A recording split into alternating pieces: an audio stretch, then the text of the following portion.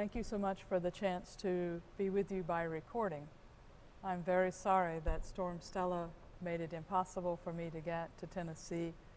We were watching the weather for over a week, and when they started canceling flights Sunday night for flights on Tuesday afternoon and Wednesday morning, it seemed that a big storm was on the way. So I very much appreciate the opportunity to be with you in this way, and I hope that you're having a very good conference. I can only imagine the dogwoods potentially on the way out. At least the daffodils are blooming in the state of Tennessee.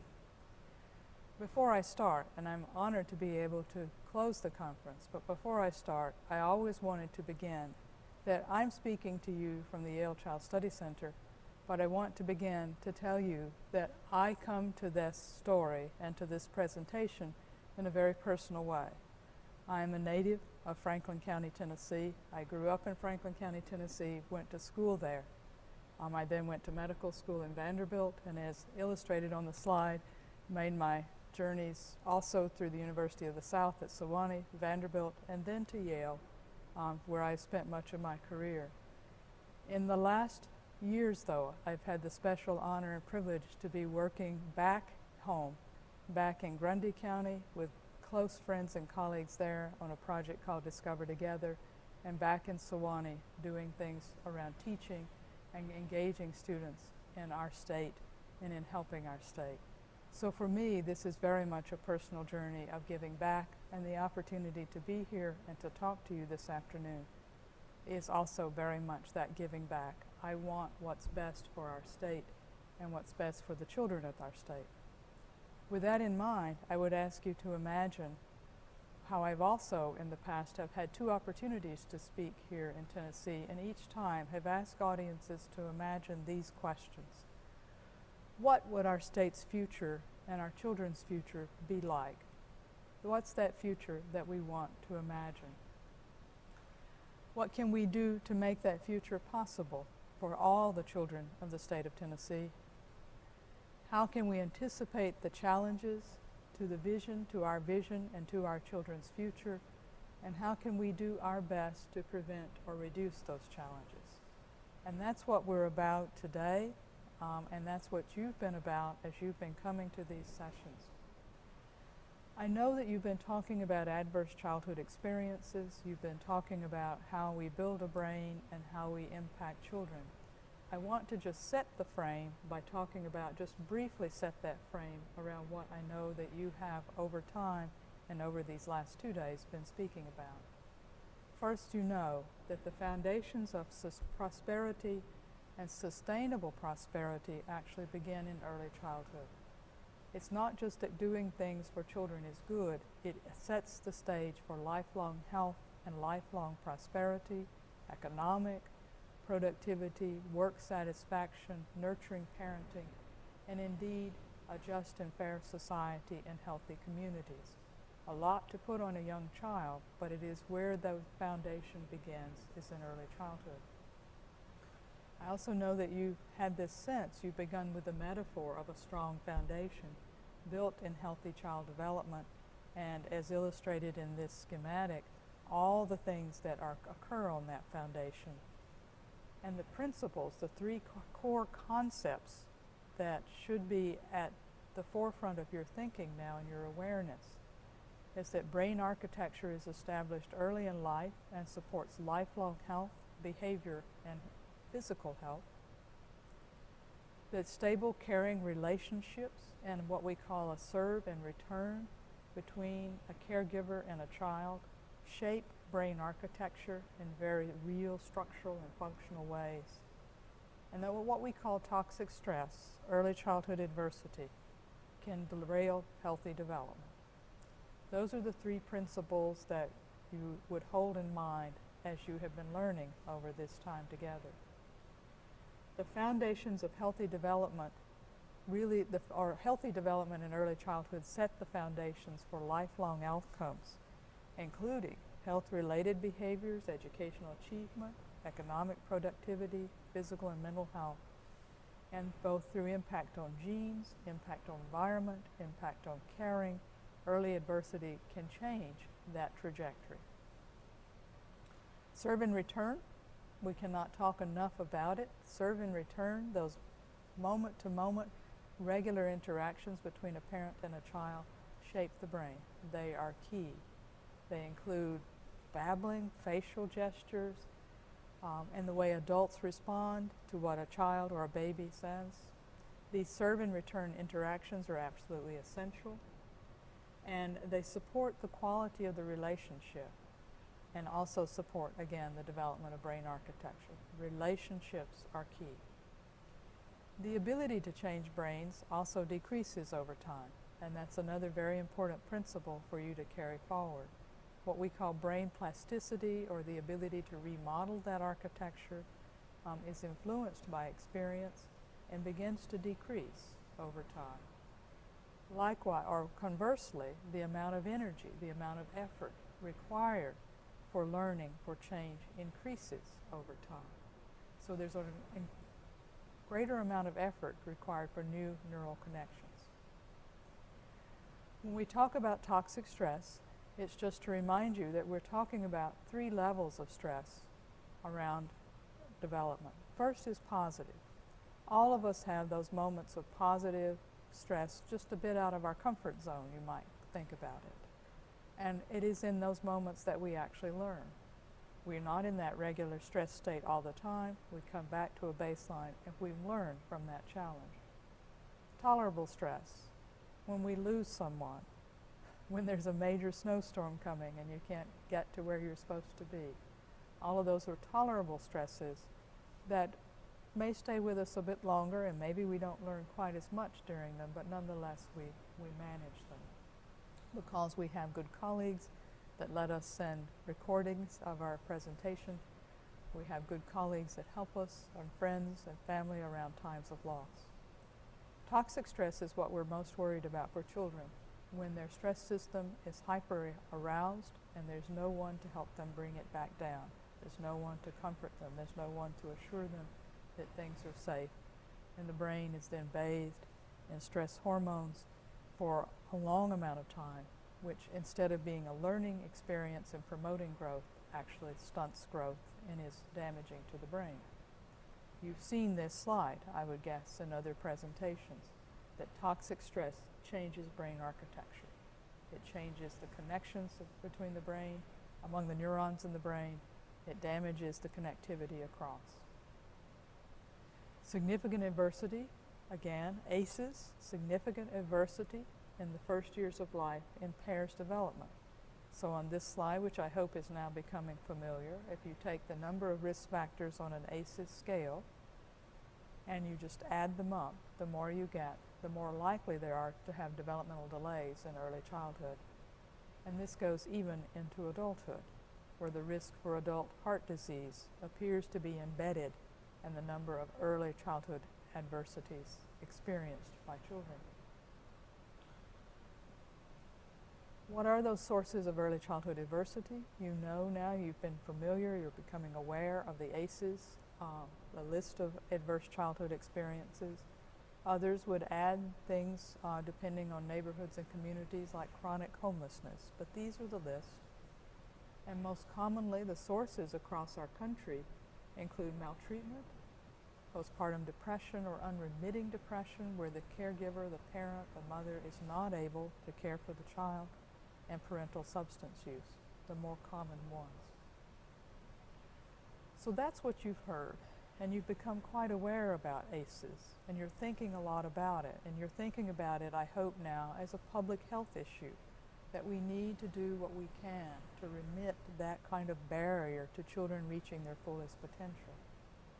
But ACEs are not destiny.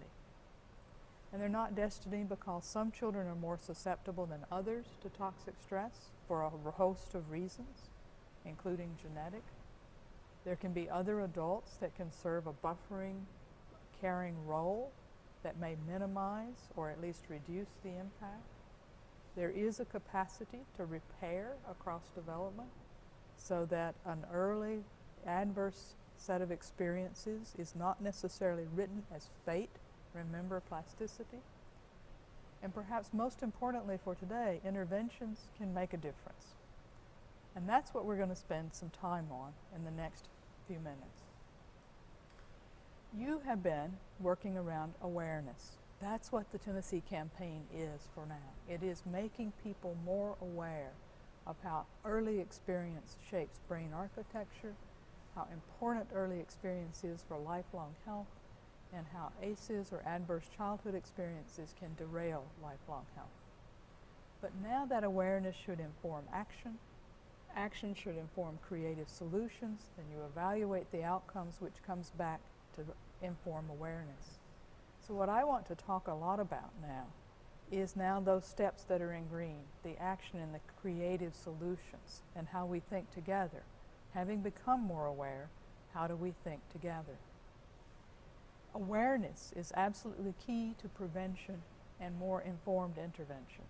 Or as a very famous quote from Frederick Douglass, it's easier to build strong children than to repair broken ones, even as good as our science is about repair.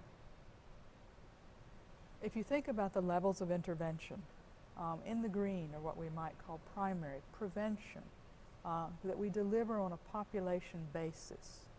Fluoride in the water is an example of a population-based intervention. Immunizations are an example. Secondary in the yellow is when we think risk factors are present, such as ACEs. What would we do additionally?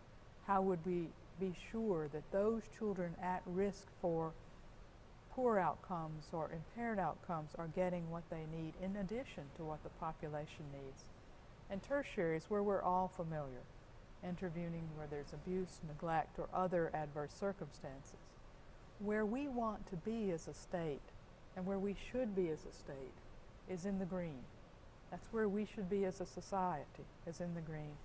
And in the yellow as well, thinking about those individuals who need a bit more, kind of personalized care, personalized medicine that you're starting to hear about. If someone needs more because of their experience or because of their genes, what more is it? But we want to be in the green and the yellow, and as little in the red as we can be. We actually already have solutions that work. And one of the things that's quite remarkable, not just in behavioral developmental health, but across health, is how long it takes our science that's informed these solutions, how long it takes it to disseminate out into use and out into the communities that need it. So we have solutions that work, and that's what I want to begin to get you to think about. The other piece I'd like to bring you in is to think about an ecological model of development, originally brought forward by Bronfenbrenner, where the inner circle, the mesosystem that Bronfenbrenner called our attention to, with the child at the center, but also involves daycare, it involves health care, it involves the family, it involves education, it involves all those systems around an individual child. Then the circle beyond that, again, involves larger systems, the law, the legal system, the school arrangement or school systems, workplace, the community, and beyond that, in what Bronfenbrenner called the macro system, actually involves culture. But as you can get a sense that that center circle is not just the individual intervention, it's things happening that are all around the child.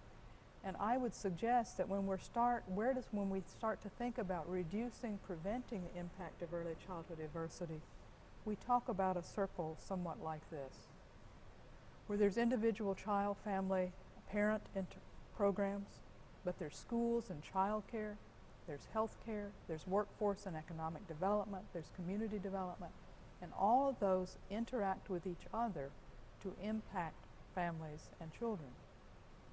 And when we start to think about interventions or prevention programs, it is important that we talk about prevention at the level of individual, but we also need to think how each of these systems or each of these areas impacts that individual, and think how we bring our interventions together in new and innovative ways. These systems don't often talk to one another, and that's where we have the opportunity to be different.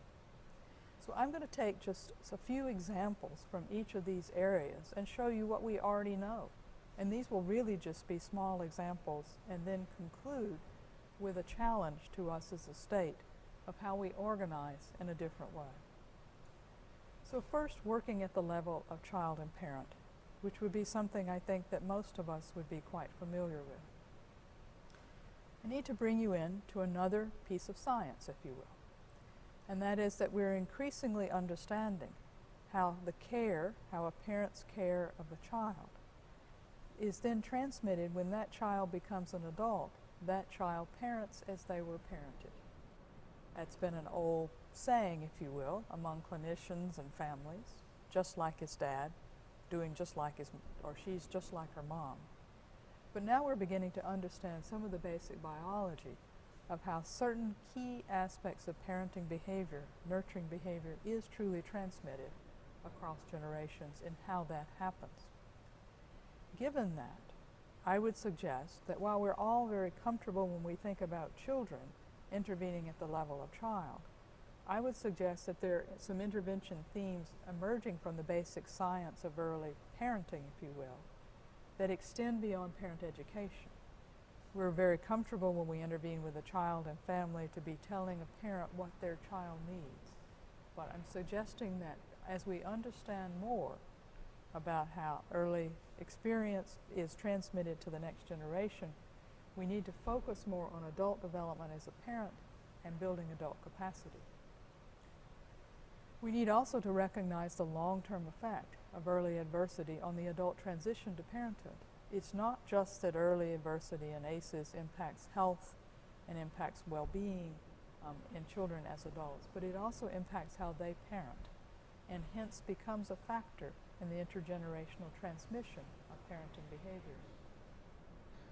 And we need to think about in multi-generational terms, because we're often working and putting prevention efforts in with families who have long histories of trauma that goes past generations. So thinking about how do we interrupt that cycle and how do we actually impact the environment around the child. And I would suggest a new theory of change. And I put new in quotes because it's actually not that new. You've often talked about working with parents. But perhaps talking about it in this way is new, that what we need to do is not just help parents learn what their child needs, but help parents gain skills that will in turn help them be better parents. So build adult capacity. And that adult capacity can be around workforce development, it can be around education, but build capacity. And that in turn, building an adult capacity impacts child outcomes. We often think, sometimes we think the reverse, that help the child and the parent will come along, suggesting that this is actually a cycle. Build adult capacity comes then to improve child outcomes. By improving child outcomes, then you then have the long-run view, long-term view, that helps that child be a better parent. So I'm just going to give you some examples of some interventions that have been around for a while, actually a number of them, where actually this is the frame. This is the frame that you actually are helping build adult capacity in a prevention intervention way of thinking. So the first is the nurse-family partnership, which you probably know or have heard of, a very well-researched, robust intervention that we know is effective, that targets low-income first-time mothers through nursing home visits. The goal, as you can read on the slide, is to improve pregnancy outcomes because the interventions start in pregnancy, improve child health and development, and also to give parents some basic skills for self-sufficiency, especially economic. There have been a number of trials of the program. The one I'll give you some data from that's well published by David Oles and his colleagues is the one that happened in Memphis, and you can see that the Memphis trial was the biggest of the three. In the Memphis, there's been consistent results across the trials, but there have been improvement in women's prenatal health, reductions in children's injuries, so reduction in ACEs-like experiences, fewer subsequent pregnancies, greater intervals between births, increases in fathers' involvement, increases in employment by mothers and fathers, and reductions in welfare and food stamp dependency and improvement in school readiness for children. Those are across the 3 trials. The Memphis program, in specifically, had a remarkable reduction in injuries, in childhood injuries. As you can see on the slide, a 23% reduction in child and healthcare-related encounters for injuries, and an 80% reduction in days hospitalized for injuries. These are child data. The enduring effects in Memphis, just in the Memphis sample alone, as you can read, 31% fewer close-spaced pregnancies, 3.6 fewer months on welfare, so greater economic sufficiency, 30% fewer subsequent admissions to a neonatal ICU after delivery. So these are actually remarkably positive, good outcomes from a home visiting program that is quite enduring and quite robust. There's also growing effects on child development across time and a 6-year follow-up with children involved in this intervention that you can read. Better language, fewer mental health problems. One can think of the nurse-family partnership as truly a preventative intervention that gives families, gives parents more adult skills, which then in turn impacts children for the long term. We also think about helping parents at interconnected levels. So I've been talking about skill building, but we talk about parental mental health, impacting mental health, and social connectedness. And with that in mind, I want to tell you about 2 other interventions that again focus on adult skill building, but bringing these together. Minding the Baby is a program developed here in New Haven, which again relies on home visiting during the mother's pregnancy, but in this case brings 2 professionals together, a nurse and an infant mental health trained social worker. And the focus of this intervention, just as intensive as the nurse-family partnership, but the focus is also to give mothers, parents, skills in emotion regulation and how to respond to stress, and also skills in the ability to read what their baby needs, and also to think about what their own role as a parent that they need. It's a 27-month home visitation program. The visits begin in the 3rd trimester. As you can see, they're every other week from 12 to 24 months, but they're weekly up until that time. It's a very flexible service delivery model, so going to where the mother needs the 2 clinicians to be, and a flexible use of a variety of curricula and intervention approaches, again, depending on what the parent needs. Data about the effectiveness is improved health and relationship outcomes for the intervention families, including higher rates of on-time pediatric immunization, so attending to the child's health care needs, lower rates, just like in the nurse-family partnership, of rapid subsequent childbearing, lower rates of child protection referrals, higher rates of secure attachment, lower rates of disorganized attachment, and further evidence as there's increase in mothers' ability to think reflectively about what their child needs, especially among the more vulnerable, the younger teenage adolescent mothers. And there's lower levels of maternally reported behavioral problems in the child and follow-up, and that follow-up is around 4.5 to 5 years. So sustained effects, again, just as in the nurse-family partnership. Let me also tell you about the New Haven Moms Partnership, which is a program under the direction of our colleague Megan Smith, who has also had the opportunity to speak in Tennessee and is very involved with me in thinking about the Tennessee work. The Moms Partnership offers some innovations over both Minding the Baby and the Nurse-Family Partnership in these ways. First off, the Moms Partnership uses community mental health ambassadors, uses women from the community, trained in developmentally appropriate interventions, trained in ways of working with parents. So it's a way of extending the workforce, if you will, and a way of being able to reach individuals and also being able to reach individuals in a culturally sensitive way. The other part about the Moms Partnership is what Megan calls innovation in location, that services are provided where families come. They aren't required to come to a clinic or necessarily required to meet the clinician at home, but where they come. So for example, Here in New Haven, Megan and her colleagues have established a wellness center at a local supermarket that gave them space, where many, many families come, and gave them space to actually build a wellness center so that families recognized the mom's partnership when they came to buy food for their family. The supermarket even gave them a room upstairs where families could meet together with clinicians. So it's an innovation in location and using community members, especially trained, to deliver services. The Moms Partnership shows promise in reducing maternal depression. So on this slide, what you want to actually look at is if you take before treatment, women referred for depression, 100% referred, or 100% depressed because they were referred for it.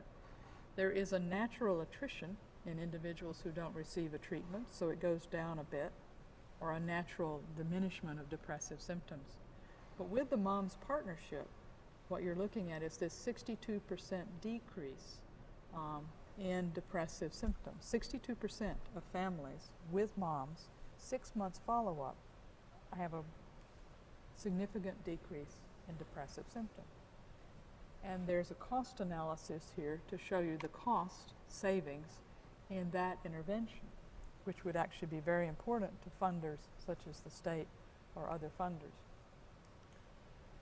Looking at parenting scales such as parenting stress, the Moms Partnership again shows after 8 sessions, which is what this first column is, the 8 sessions, and then 6 months later, shows a significant decrease in reported parenting stress, and conversely, a significant increase in the report of positive parenting experiences.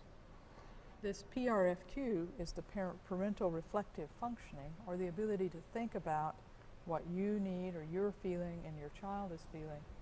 And there is a significant increase in follow-up of parents feeling curious, wanting to be engaged more with their child. And remember, serve and return. That is the quality of serve and return. Looking further though at the moms across several cohort studies, mother's treatment and mother's response on treatment is associated with improvements in the child in internalizing symptoms such as anxiety, and also improvements in working memory and mental flexibility. I'll show you those data in just a minute. The treatment of maternal depression also predicted improvement in school attendance, as well as mother-child relationships. So remember again what we called our new theory of change, that you're improving maternal mental health, improving maternal adult capacity, which is then coming to impact the child in positive ways. And this is just one example of how the Moms Partnership, with an improvement in maternal depression or building adult capacity, impacts the child's function on these basic kind of executive function, or what you might call air traffic control skills in the brain. Being able to learn, being able to learn in working memory, learn something and hold it in memory. And the go, no-go task looks at the ability to inhibit a response.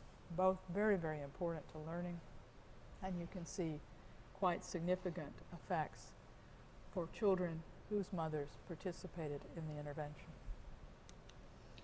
I want to turn now, if you remember that triangle that I showed you, which was adult mental health, adult skill building, and social connectedness, and turn to how we now are beginning to understand how to build social networks among parents, which in turn builds adult capacity. And just to remind you, this is a quite old quote now, that nearly 30 years old actually, but that social capacities, building social networks, or the lack thereof, are major risks to health. Social isolation is associated with a range of problems, including hypertension, even high cholesterol, even increased cigarette smoking or addiction. And it's associated, social isolation has an impact as bad as those things, but it is definitely associated with poor health. So how do social networks affect health? One is social influence. So you might think around smoking, for example, that if you are in a network of individuals who smoke, you're more likely to smoke. And there's intriguing data too about even the transmission of obesity around networks and how does that work. Social engagement, maybe person-to-person contact might affect health in that way. Access to resources, your network has more access to community parks, for example, and the provision also of social support and the relation to stress regulation. Any number of these ways that social networks might affect health, but we know that having a healthy social network is an important health outcome. So we've created an app that we call Mamba. And the purpose of Mamba, and one can use it on a smartphone, and we did a number of focus groups to find out that many families, a startlingly high number of families, low-income families, nonetheless still actually have smartphones and use smartphones regularly. And so the goal of Mamba is to connect new mothers to each other, so to start to build that network, to actually give them information about their infants and to build an attachment, to connect them to local resources, to information about health and the health of their own baby, and then to incentivize pro-social or adult capacity building behaviors. And we incentivize them by giving them challenges such as meet up with another mom in the park and take a walk with your babies. And they win points which they can then use for a range of things, such as buying something for their baby themselves, or pooling their points together with their network and their friends and buying something for everyone.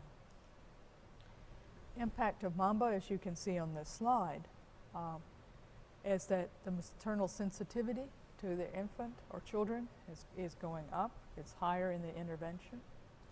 The Mamba group also has a significantly higher social network score. That is, they get together more and they identify more friends.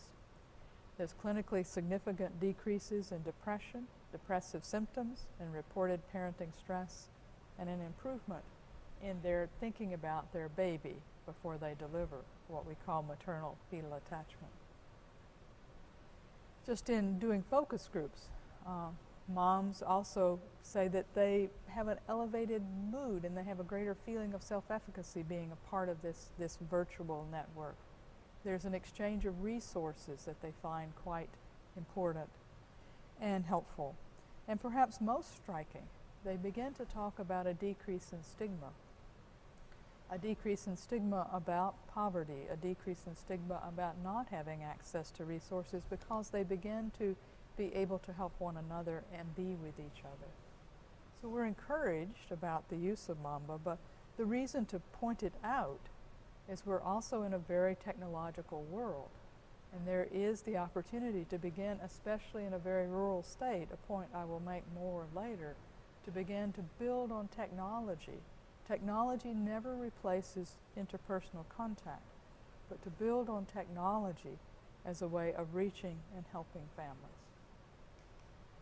So working at the level of the school, I don't need to say a huge amount about that, but I do want to give you an overview of what we already know about the importance of education.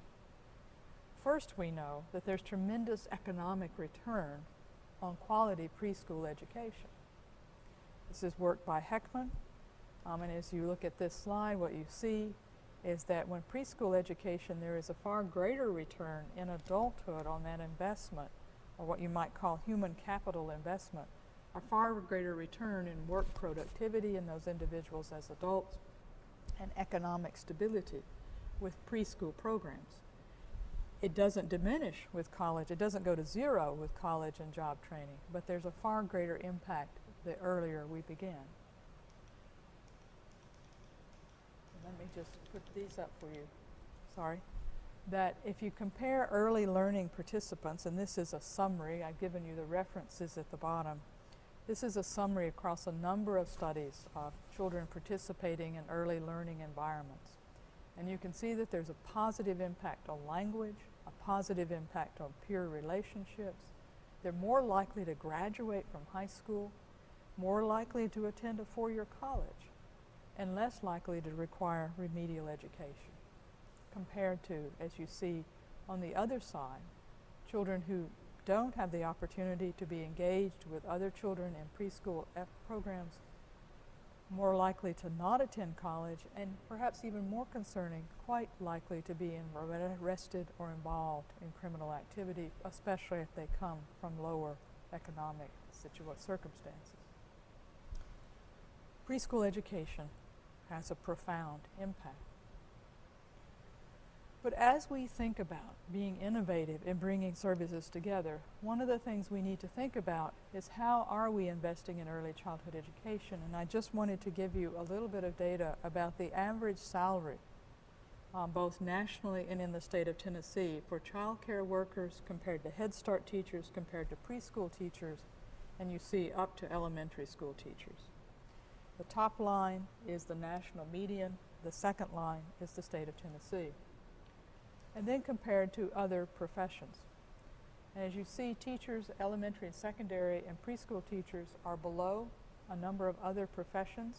These are national average data. And for comparison, I've given you the federal poverty level for a family of 4 in 2017. So you can see that, at least in our state, preschool teachers are on average paid below the federal poverty level for a family of 4.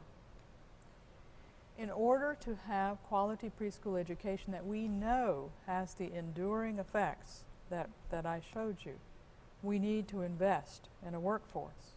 We need to professionalize this workforce. It is an investment.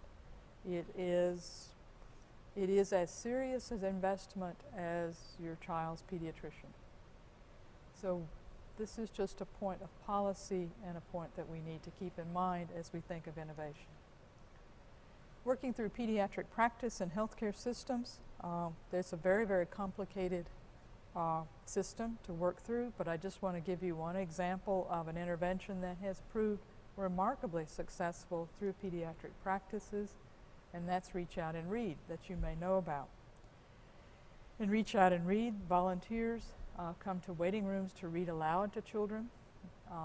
The books are provided for a child at every health visit, beginning at 6 months through 5 years. And the data on Reach Out and Read, which was founded in 1989, you can see the number of families served now annually across the country, and that it reaches by and large 1 in 4 low-income families. For the studies that have been done, receptive and expressive vocabulary scores are higher in the older intervention toddlers. There's significant improvement in vocabulary scores both for words that appear in the books and not. And preschool language development is improved on average by an age equivalent of 3 to 6 months for children participating in Reach Out and Read. Perhaps even more or equally important is parents reporting the frequency of reading aloud to their children and the number of days per week for the intervention or the Reach Out and Read group in orange and the control group in yellow. And you can see a significant increase both in days per week and in nights per week. And then parents' attitudes toward reading. That for the Reach Out and Read group on this side of the slide, the Reach Out and Read group, 1 out of 3 of the favorite activities that parents cite, and similarly a favorite activity for children. Reach Out and Read is a remarkably simple intervention embedded in pediatric care, embedded in health care. Now the other point I would talk or advocate for working through health systems is actually integrate the data, health data, as an index of efficacy in psychological interventions. And you heard some of that in the nurse-home family partnership in terms of health. You heard it in Minding the Baby in terms of immunizations. But these are data that actually are very important to include when we think about those individual family interventions. Prenatal care, perinatal outcomes, birth weight, emergency room utilization, use of well child care, indices of growth, rates of asthma.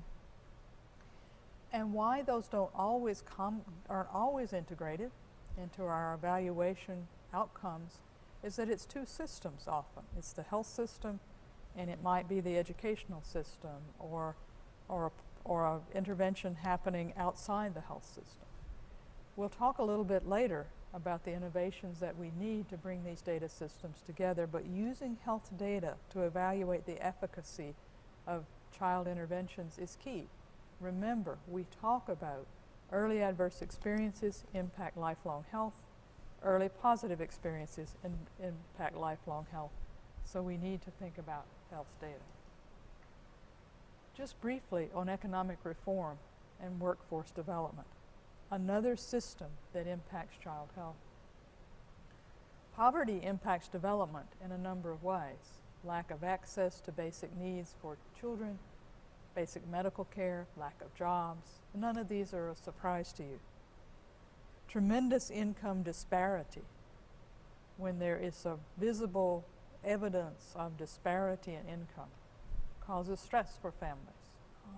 That's another way that poverty impacts outcome. The highest poverty states, as you can see, some of the southern states, Mississippi, Kentucky, Louisiana, Arkansas, and Tennessee.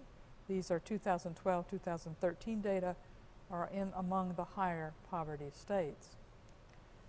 Also, we can improve, there's data that suggests to improve maternal mental health or to improve family economic security, which one has the bigger impact? And this is a very intriguing set of studies, or a study in 2010, where if you increase economic security in a family, it also improves depression.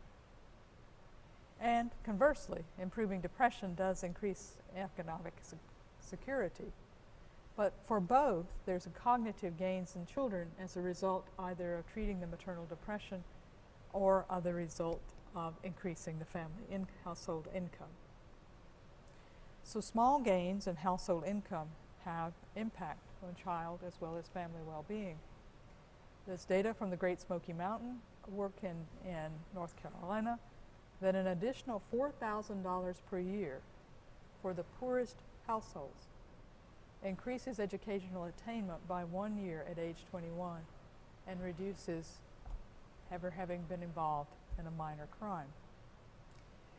With cash transfers, parents are also engaging in less destructive behavior themselves, such as addiction, and they engage in more positive impacts with their children. And data suggesting that an earned income tax credit increases academic test scores of children whose parents receive the benefit.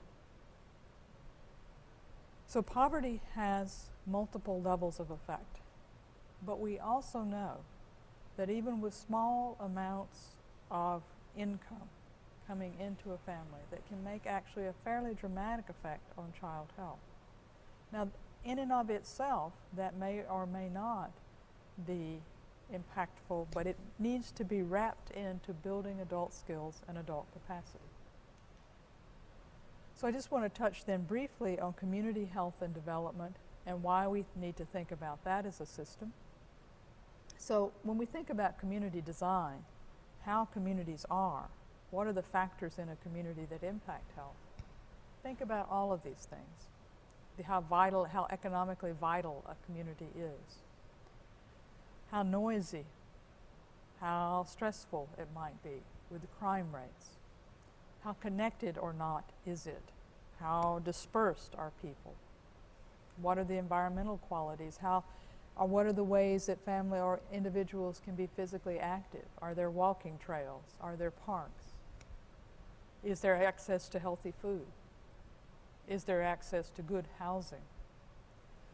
What about the roads? What about the traffic-related injury? Are there roads that are poor that further increase the risk for traffic problems?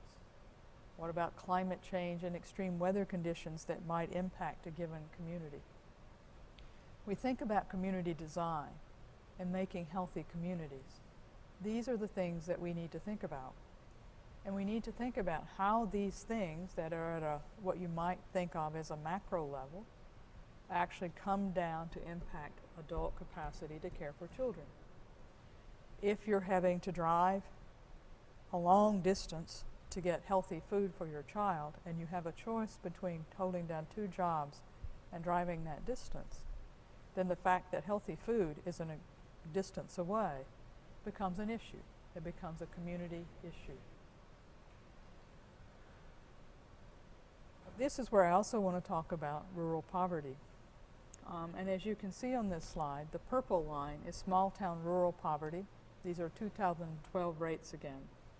And whereas central city poverty is starting potentially to trend downwards, rural poverty is trending upwards. At the very least, they're becoming quite close.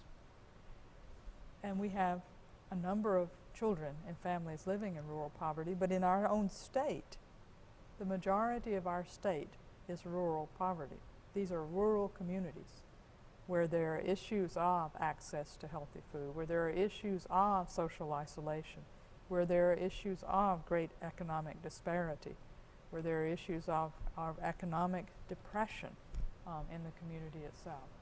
Our state is a predominantly rural state, which makes for our community design that we think of in a different way than one might think of in an urban center, and requires us to be a bit more innovative. I briefly want to tell you then about Discover Together, which is a project we're doing in Grundy County, and one that some of you may have heard about. Discover Together is a multi-focused project, and it has multiple partners, including scholastic publishers, the University of the South, and our community partners in Grundy. The focus of Scholastic was to promote community connectedness through literacy. And what we mean by that, and we do that through a camp, a parent co-op, and after-school program, but what we mean by promoting community connectedness is encouraging individuals' sense of their community, of their place, building social connectedness, getting them together, and doing that through teaching children about the place they live in and teaching children about how they tell stories about their place and celebrate their place. We've seen an increasing investment of families in the community and vice versa. We've seen the community start to come together and invest in how they think with each other about their community. So I want to go back now to this schematic, because what I've said is that thinking about the individual child and family, which is where many of us are comfortable in this circle, requires that we think more broadly about a system and how we can be innovative. And where do we start? So this is the challenge I want to put forward to you. What will it take? Well, obviously it will take will, commitment, and resources. I think we all know that. But it will be most important that we take the long view and not the short view. The long view is that we are investing now for the next generation. We are investing now in young children to help them when they become parents. There are short-term gains that we can focus on, and we need to be able to think of what are those short-term gains so that we can inform our policy colleagues. But we also need to take the long-term view. We need to coordinate across agencies. When you're talking about schools and healthcare and economic development and community development, we need to coordinate across agencies, and we need to have a coordinated data network. That's something actually that can be quite a challenge. How do you link school data with health data? How do you link family welfare data with health data? Knowing those things, bringing those together, actually allows us to be able to track families across systems, but also see how systems interact and impact one another. Embedding services in one location, such as the Moms Partnership that I described for you. But it can be a school. It can be anywhere, but one location where you come for your child's health, for your child's enrollment in school, for job training, a variety of things, one location. Collaboration with researchers, and that will become clearer in just a moment. Strong political advocacy, and then what I would call an innovation frame of mind. So I want to end on an innovation frame of mind.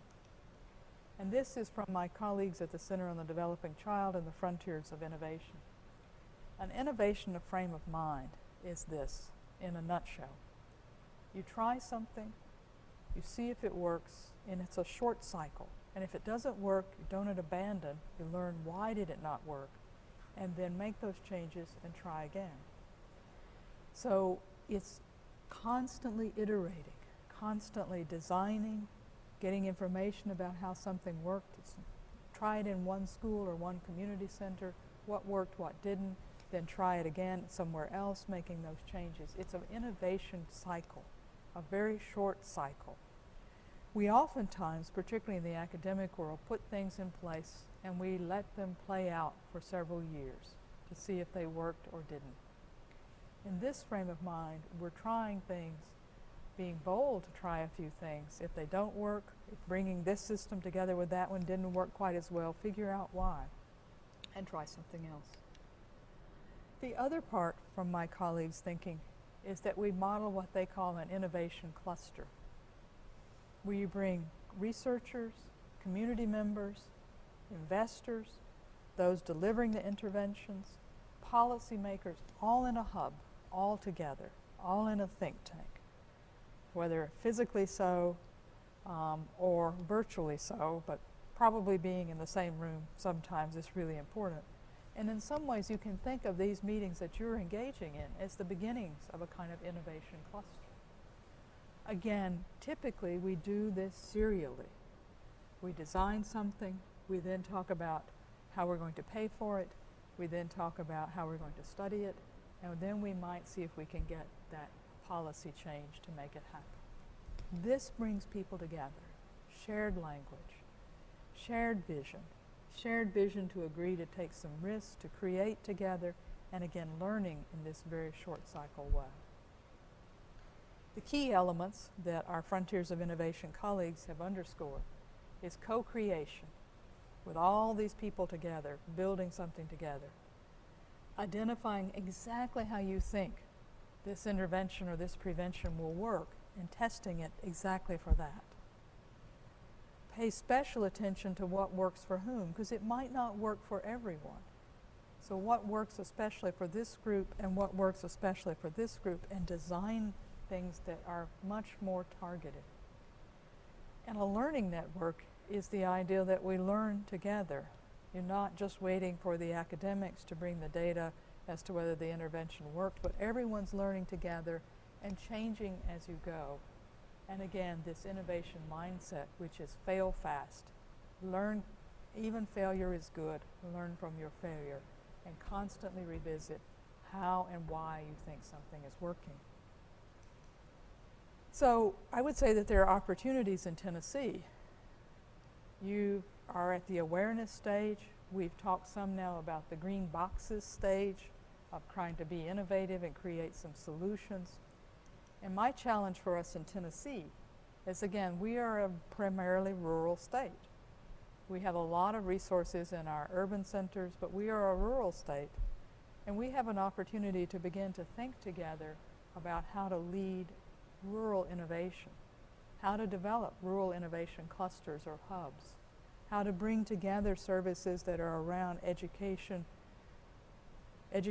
communities, health, workforce development, individual interventions in these rural sites, be they in one place or clusters of counties together.